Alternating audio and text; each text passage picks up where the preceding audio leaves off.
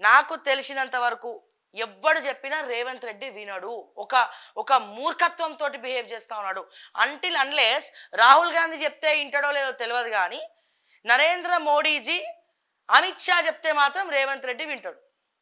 వాళ్ళు కాల్ చేసి ఏందే ఆ రేవంతం ఇది ఆపేసాయి, దీనికి అంతం లేదా, హెచ్సియు జోలికి ఎందుకు పోతున్నావు అని చెప్పి మాట్లాడతారు. నేను అడుగుతున్నా, నరేంద్ర మోడీ గారిని అడుగుతున్నా, మీరు అడవులకు పోతారు, మంచి కెమెరామెన్, మంచి వైల్డ్ ఫోటోగ్రాఫర్ అవుతారు, వైల్డ్ ఫోటోగ్రాఫర్ అయి మంచి టోపీ పెట్టుకొని, గన్ పెట్టుకొని, తుపాకీ పెట్టుకొని మంచి యానిమల్స్ని మీరు అడవిలకు పోయి ఫోటోలు తీస్తారు.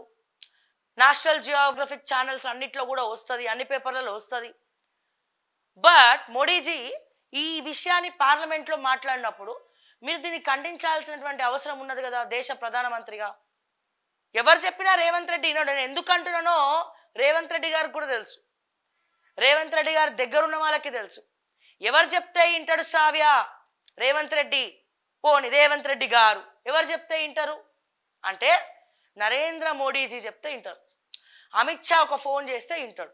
ఇప్పుడు 8 మంది ఎంపీలు పోయి కంప్లైంట్ ఇచ్చారు, సంతోషం, యాక్షన్ తీసుకోవాలని కంప్లైంట్ ఇచ్చారు. అక్కడ వాళ్ళకి పార్లమెంట్ నడుస్తుంది. ఇవాళ వక్ఫ్ బోర్డ్ బిల్ మీద కూడా చర్చ ఉన్నది, బిల్ పాస్ చేయడానికి కూడా ఓటింగ్ ఉన్నది. కాబట్టి సరే వాళ్ళంతా పట్టించుకోలేరు, ఇక్కడ ఎంపీలందరూ అక్కడ ఉన్నారు.